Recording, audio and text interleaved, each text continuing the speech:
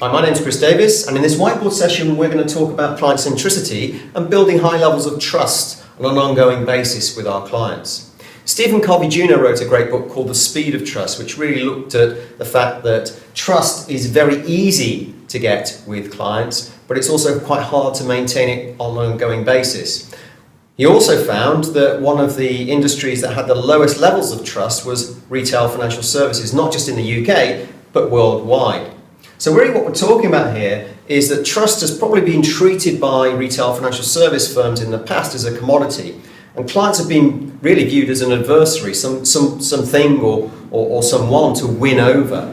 That's not necessarily the right way to look at it. What we're effectively talking about is how to save a bad marriage here in more ways than one. So what we do at Engage is that we focus on what trust is and how we can develop what we call high relationship capital with our clients on an ongoing basis. What we have to do is really measure what trust is and how we develop trust on an ongoing basis. And David Maister wrote a great book called The Trusted Advisor, and he came up with this formula which looked at the credibility of the individual or the firm, the reliability developed on the commitment and consistency, and the intimacy, how empathetic the individual is and the business is towards that individual. And what we're talking about here really is likability. These are the key areas of likability. You know, how likable are you to your clients?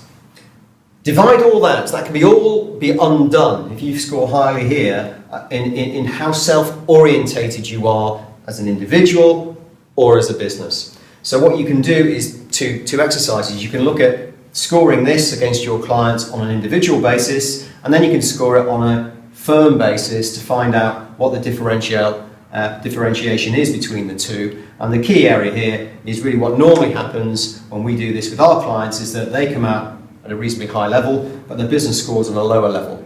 So really it's getting the self-orientation stuff out and developing far more on the relationship issues. People buy from people at the end of the day.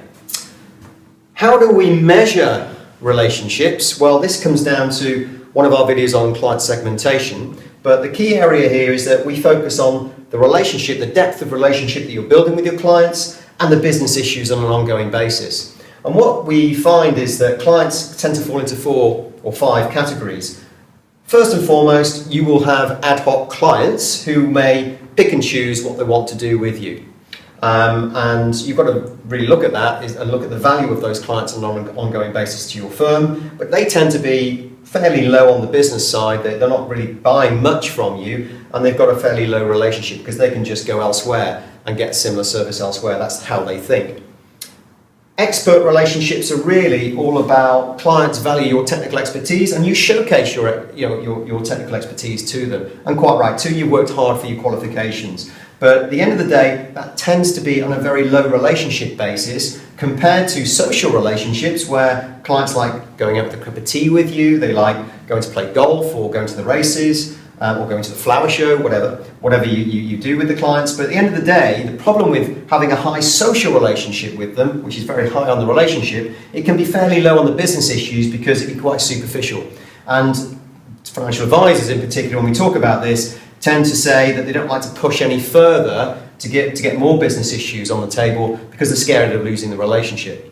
Where we see great value is moving them into a partnership zone, which is very high on the business issues. So they're coming to you first, you're the go-to people because your relationship is very strong with them. And what we're talking about here really is getting strategic, which is another relationship really with your clients, about blending social and expert to get to that partnership zone.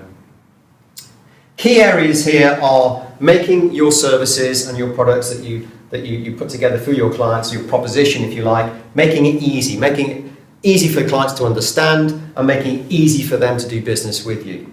We want to make it enjoyable so clients really have fun in dealing with you as an advisor or as a planner or as a wealth management firm. But most importantly, you're also showcasing exactly what you've done for them and the hard work that's gone into developing your proposition for them.